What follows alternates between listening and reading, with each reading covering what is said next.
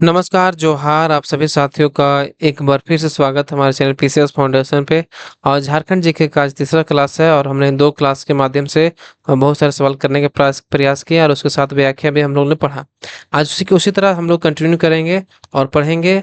अगर कोई भी चैनल पर नए होंगे ना तो सब्सक्राइब जरूर कर दीजिएगा और बेल आइकन को भी दबा लीजिएगा और वीडियो अच्छा लगेगा तो लाइक जरूर कर दीजिएगा। चलिए, देखिए जानते होंगे कि जो सीजीएल होगा एग्जाम उसमें झारखंड से 40 प्रश्न होंगे। सोचिए कितना महत्वपूर्ण होगा झारखंड जी के आपको आपके लिए, यानी कि 120 नंबर का। चलिए स्टार्ट करते हैं आज का। देखते हैं पहला प्रश्न। जानने से पहले जान लीजिए कि अगर किन्हीं को पीडीएफ चाहिए ना तो पीडीएफ प्राप्त करने के लिए हमारे टेलीग्राम चैनल को ज्वाइन करके वहां से आप पीडीएफ को प्राप्त कर सकते हैं बिल्कुल फ्री तरीका में। चलिए, आज का पहला सवाल है कि झारखंड राज्य के पुराने राज्य चिन्ह का डिजाइन किसने तैयार किया था? आप लोग नया, अगर हाँ, एक सवाल है कि नया जो राज्य चिन्ह बना था उसका कौन बनाया था? तो कमेंट में बताइएगा, ठीक है? कमेंट में बताइएगा इसका सही आंसर जरूर बताइएगा, बनाए तो देख लीजिएगा। जहाँ पुराने राज्य चिन्ह का डिजाइन किसने तैयार किया था? तो पुराने जो राज्य चिन्ह था किस प्रकार था? 4 गो जे था। क्या था? क्यों जे था? तो 4 गो शायद जे था ना। ए किस तरह था? इस तरह था। तो ए इस तरह था और ये इस तरह था। 4 गो जे था।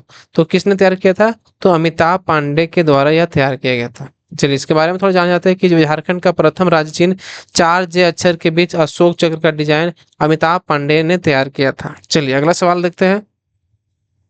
मगध की सैन्य सफलता का प्रमुख कारण था? बताइए। मगध इतना जो फल फूला था उसका प्रमुख कारण क्या था? बताइए। इसका जो प्रमुख कारण था ना भाई साहब, इसका था कि मगध की सेना हेतु झारखंड क्षेत्र से हाथी की आपूर्ति की जाती थी। यानी बिल्कुल सही है कि जो मगध की सेना हेतु झारखंड क्षेत्र से हाथी की आपूर्ति की जाती थी। दूसरा सवाल है कि मगध की सेना में झारखंड के जनजातियों की नियुक्ति। बिल्कुल सही। बिल्कुल सही है कि मगध की सेना में झारखंड की जनजातियों की नियुक्ति की जाती थी। तीसरा ऑप्शन है कि झारखंड के जनजातियों द्वारा सेना के लिए लौह धातु का निर्माण भी झारखंड से ये होता था। यानी कि हमारा जो ऑप्शन डी है ना, ये सही हो जाएगा। देखिए व्याख्या बहुत मस्त है कि मौर्य काल में मगध महाजनपद हेतु झारखंड एक विशिष्ट महत्व बना रहा, क्योंकि मगध की सेना में यहाँ हाथी आपूर्ति होती थी। क्या होती थी? हाथी। सेना के लिए झारखंड के जनजातियों की नियुक्ति। झारखंड के लौह धातु का उपयोग हथियारों का निर्माण होता था। इसका निर्माण झारखंड के जनजातियों द्वारा किया जाता था।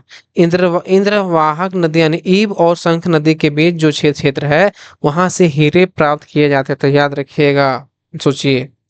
अगला सवाल है कि चतरा की लड़ाई में पकड़े गए विद्रोही सैनिक जयमंगल पांडे और नादिर अली को किस पेड़ पर लटकाकर फांसी दिया गया था? बताइए।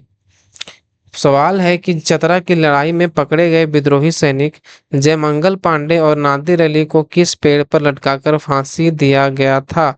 तो किस पेड़ पर लटका कर दिया गया था? पेड़ याद है आपको? ये जो है ना, आम के पेड़ पर लटकाकर फांसी दिया गया था। किसको? सैनिक जयमंगल पांडे और नादिर अली को।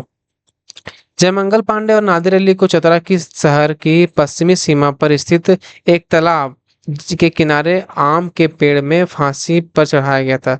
इस तालाब को आज भी स्थानीय जनता द्वारा फंसीहारी पोखरा के नाम से जाना जाता है। याद रखिए, फांसीहारी तालाब बोलते हैं या फांसीहारी पोखरा बोलते हैं। अगला सवाल है कि छोटा नागपुर संथाल परगना आदिवासी सभा का प्रथम अध्यक्ष जो है किसे बनाया गया? छोटा नागपुर संथाल परगना आदिवासी सभा का प्रथम अध्यक्ष जो है किसे बनाया गया?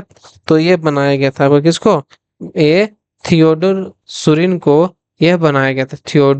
थियोडोर सुरिन को जो है छोटा नागपुर संथाल परगना आदिवासी सभा का अध्यक्ष बनाया गया था। अगला सवाल नहीं, इसका व्याख्या है कि 31 मई 1938 ईस्वी को रांची में छोटानागपुर संथाल परगना आदिवासी सभा का गठन किया गया।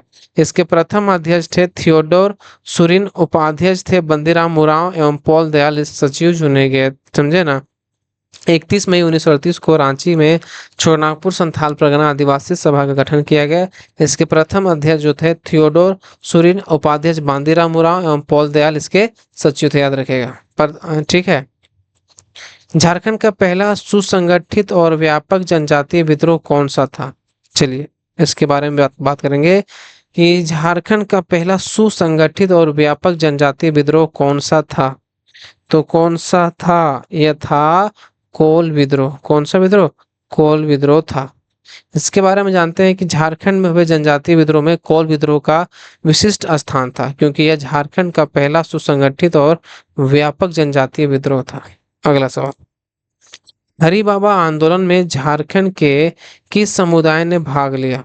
हरि बाबा आंदोलन में झारखंड के किस समुदाय ने भाग लिया? तो बताइए, ये जो है ना, हो लोगों ने भाग लिया। कौन से लोगों ने? हो लोगों ने भाग लिया। चलिए इसके बारे में थोड़ा जानते हैं। हरि बाबा आंदोलन द्वारा हो जनजाति के लोगों को संगठित करने का प्रयास किया गया, ताकि वे बाहरी लोगों को अत्याचार से बचा सके। क्या करे? अत्याचार से यह बचा सके। अगला सवाल है कि निम्न में से किस प्रकार के चट्टानों में बलुआ पत्थर, चूना पत्थर पाया जाता है? निम्न में से किस प्रकार के चट्टानों में बलुआ पत्थर, चूना पत्थर पाया जाता है? बताइए। ये जो है ना, ये विंध्यन क्रम की चट्टान में ऐसा पाया जाता है। क्या? बलुआ पत्थर और चूना पत्थर पाया जाता है। किसमें? विंध्यन क्रम की चट्टान में। विंध्यन श्रेणी की चट्टानों में बलुआ पत्थर एवं चूना पत्थर पाया जाता है। इस प्रकार की चट्टानें जो है गढ़वा जिला के उत्तरी भाग में पाई जाती है। कहाँ पाई जाती है? ये जो है ना, ये गढ़वा जिले के उत्तरी भाग में पाई जाती है। कौन सा? ये पाया जाता है विंध्यन क्रम की चट्टान, जिसमें क्या पाया जाता है? बलुआ पत्थर और चूना पत्थर पाया जाता है। अगला सवाल, सिरका जलप्रपात किस नदी पर स्थित है? सिरका याद है?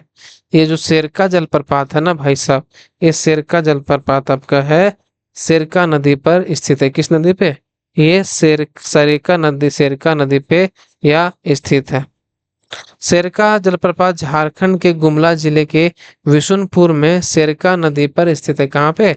विशुनपुर जो गुमला जिला में पड़ता है, वहां पे सिरका नदी पर स्थित है। अगला सवाल देखते हैं, बहुत ही फटाफट अंदाज में देखेंगे, बस आप अंत तक बने रहिएगा।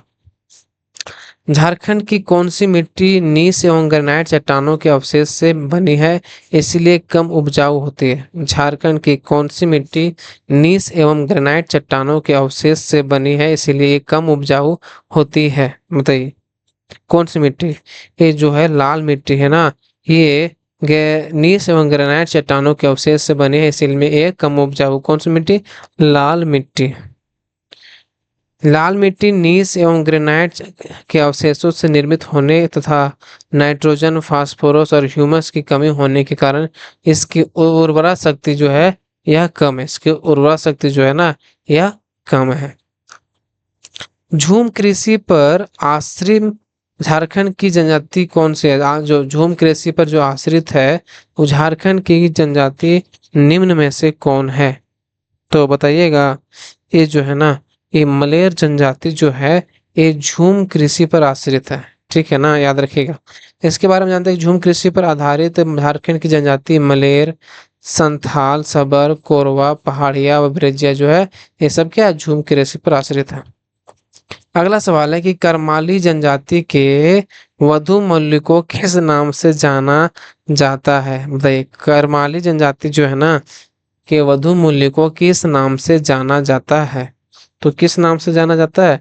ये जो है ना, ये जाना जाता है आपका हठुआ। क्या जैसे? हठुआ नाम से जाना जाता है। करमाली जनजाति को जो वधु मूल्य है, वो हठुआ के नाम से जाना जाता है। करमाली जनजाति में वधु मूल्य को हठुआ कहा जाता है। इस जनजाति में नातेदारी व्यवस्था हिंदुओं की तरह है। जो करमाली जनजाति में वधु मूल्य को हठुआ कहा जाता है, इस जनजाति में नातेदारी जो व्यवस्था को हिंदुओं की तरह है। अगला सवाल है कि झारखंड का कौन सा जिला मक्का उत्पादन की दृष्टि में प्रथम स्थान पर है? झारखंड का कौन सा जिला है जो मक्का उत्पादन की दृष्टि में प्रथम स्थान पे है? बताइए। ये जो है ना, ये ना हजारीबाग है, न गुमला है, न रांची, यानी कि ऑप्शन हमारा जो डी दिख रहा है इनमें से कोई नहीं। यानी कि राज्य में उत्पादन की दृष्टि से मक्का का दूसरा स्थान, राज्य में उत्पादन की दृष्टि से मक्का का दूसरा स्थान है। झारखंड में मक्का उत्पादन की दृष्टि से जो पलामू है ना, पलामू पलामू प्रथम स्थान पे है, इसके बाद हजारीबाग, गिरिडीह, साहिबगंज का स्थान आता है। ठीक है, पहला पलामू। तो हमको सवाल में क्या पूछा था कि कौन सा जिला प्रथम स्थान पर, द्वितीय थोड़ी पूछा था, पहला जो पूछा था पलामू हो जाएगा। झारखंड का एकमात्र गैस टरबाइन पर आधारित जल विद्युत केंद्र निम्न में से कौन सा है? बताइए, झारखंड का एकमात्र गैस टरबाइन पर आधारित जल विद्युत केंद्र निम्न में से कौन सा है? याद है? इसमें क्या पूछा, इसमें पूछा है गैस टरबाइन पर आधारित जल विद्युत केंद्र निम्न में से कौन सा है। तो ये जो है ना भाई साहब, ये आपका हो जाएगा पंचेत जल विद्युत केंद्र जो है, ये हमारा, ये क्या है, ये गैस टरबाइन पर आधारित है, ये जल विद्युत है। कौन? पंचेत जल विद्युत केंद्र। मैथन जल विद्युत केंद्र एकमात्र जल विद्युत केंद्र है जो गैस टरबाइन पर आधारित है। सॉरी, इसमें पंचेत नहीं होगा, एक गलती हो गया। कौन सा हो जाएगा? ए हो जाएगा हमारा। कौन? मैथन। मैथन जल विद्युत जो केंद्र है, इसके ये क्या है, गैस टरबाइन पर आधारित विद्युत जो है ये है। ठीक है, गैस टरबाइन पर आधारित है मैथन जल विद्युत केंद्र। इसका सही जो आंसर है, सही हो जाएगा। हम गलती से निकल गया, यानी कि हमारा जो ऑप्शन था वो मैथन जल विद्युत केंद्र था जो गैस टरबाइन पर आधारित है। आप माफ कर दीजिएगा, थोड़ा सा गलती हो गया। Tata iron and steel company TISCO की स्थापना किस नदी के संगम पर की गई थी? Tata iron and steel company TISCO की स्थापना किस नदी के संगम पर की गई थी? तो ये संगम था ना, कौन सा? ये स्वर्णरेखा एवं खरकई नदी के संगम पर Tata iron and steel company की स्थापना की गई थी। अगला सवाल, टिस्को की स्थापना स्वर्णरेखा एवं खरकई नदी के किनारे की गई थी। कहाँ पे की गई थी? स्वर्णरेखा एवं खरकई नदी के किनारे। राज्य के रेलवे लाइन कितने जोन के अंतर्गत शामिल किया गया है? राज्य के रेलवे लाइन कितने रेलवे जोन के अंतर्गत शामिल किया गया था? बताइए, कितना रेलवे जोन के अंतर्गत शामिल किया गया है? ये जो है ना भाई साहब, ये 2 रेलवे जोन के अंतर्गत शामिल किया गया। कौन कौन सा? देखिए यहाँ पे राज्य के रेलवे 2 हो गया। कौन कौन सा? पूर्व मध्य रेलवे आने ये हो गया। दूसरा है दक्षिण पूर्व रेलवे, जो पूर्व मध्य रेलवे का जो मुख्यालय कहाँ पे? ये हाजीपुर में है। और दक्षिण पूर्व रेलवे जो है ये कोलकाता में है। ठीक है, याद रखिएगा। अगला सवाल, विधानसभा के प्रथम उपाध्यक्ष कौन थे? बताइए, प्रथम उपाध्यक्ष कौन थे? याद है आपको? ये प्रथम उपाध्यक्ष जो है ना आपके जुबान पे होगा, ये है बागुन सुमरई, जो थे विधानसभा के प्रथम उपाध्यक्ष थे। श्री बागुन सुमरई झारखंड सभा के प्रथम उपाध्यक्ष तथा कार्यकारी अध्यक्ष थे, जिनका कार्यकाल था 29/3/2004 से 29/5/2004 तक था, यानी कि 2 महीना। पंचायती राज व्यवस्था को संविधान की किस अनुसूची में शामिल किया गया? पंचायती राज व्यवस्था को संविधान की किस अनुसूची में शामिल किया गया? बताइए, पता है? ये जो है ना, ये 11वीं अनुसूची के अंतर्गत इसको शामिल किया गया। भारतीय संविधान के भाग 9 में 16 नए अनुच्छेदों 242 से 248 के का से 243 के 6 तक जो है, ठीक है, याद रखिएगा, कहाँ से कहाँ तक? भाग 9 में। तथा संविधान में एक नई अनुसूची जो 11वीं अनुसूची जोड़कर पंचायत के गठन, पंचायत सदस्यों का चुनाव, सदस्यों के लिए आरक्षण तथा पंचायत के कार्यों के संबंध में व्यापक प्रावधान किया गया। तो याद रखिएगा। महली जनजाति, बताइए, महली जनजाति के शासन व्यवस्था को किस नाम से जाना जाता है? महली जनजाति की शासन व्यवस्था को किस नाम से जाना जाता है? ये जाना जाता है किस नाम से? इसमें ये तो मुंडा दूसरा नहीं है, पढ़ा भी नहीं है, पांची पर ये, हाँ, ये जो है ना, इनमें से कोई नहीं इसका सही आंसर हो जाएगा कि महली के जो है ना, महली क्या है ना था, महली जनजाति की कोई संगठित शासन व्यवस्था नहीं होती है। इसका जो है ना, इसका कोई संगठित शासन व्यवस्था नहीं होता है। ठीक है, यानी कि इसका जो सही आंसर डी सही हो जाएगा। लेकिन गांव स्तर पर जो है ना, जातीय पंचायत का गठन किया जाता है तथा इसी के माध्यम से आपसी विवादों का समाधान किया जाता है। लेकिन जो महली जनजाति को कोई संगठित शासन व्यवस्था नहीं है। दशशीष महादेव मंदिर निम्न में से किस नदी के समीप स्थित है? बताइए, दशशीष महादेव मंदिर जो है ना, किस नदी पर इस समय के समीप स्थित है?